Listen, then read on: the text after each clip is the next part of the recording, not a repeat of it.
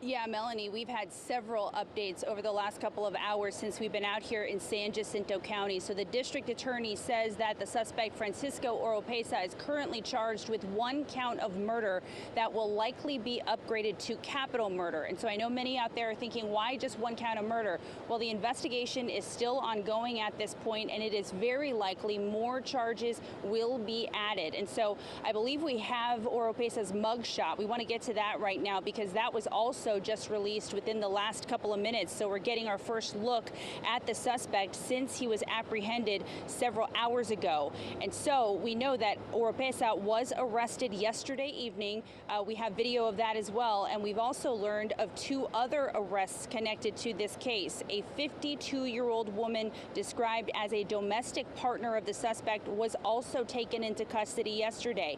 Her name is Divimara Nava. She is charged with hindering the prosecution of a known felon in Montgomery County, and her bond was set this morning at $250,000. So she was detained at the scene where Oropesa was found yesterday, and then she was charged and arrested. So the woman apparently was cooperating with police during this search, but investigators believe she was also helping out the suspect.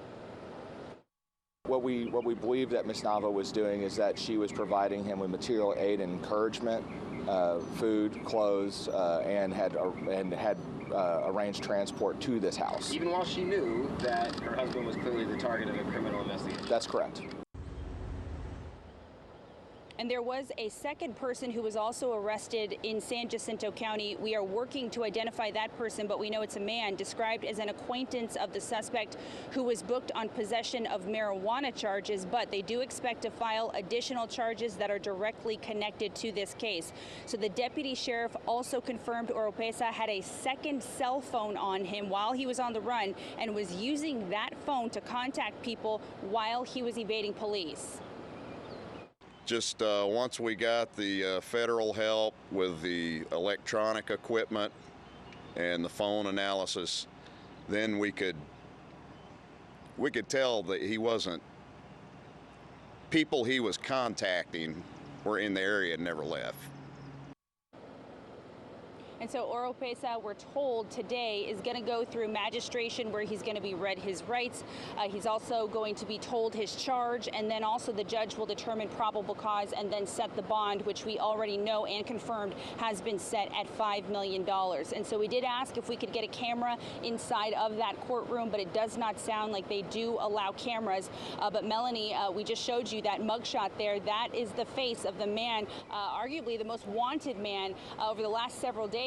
Finally behind bars this morning, and surely lots of relief for people who have been living in this area, who have been telling us they have been fearful for their safety as long as Oropesa was still out on the streets. And so some good news here, and a lot of relieved people surely to know that he is now behind bars. So with that, I'm going to toss it back inside to you. Yeah, Charlie, definitely the face of evil as we saw him there. One quick question, and you may have no idea, but we know there was an anonymous tip.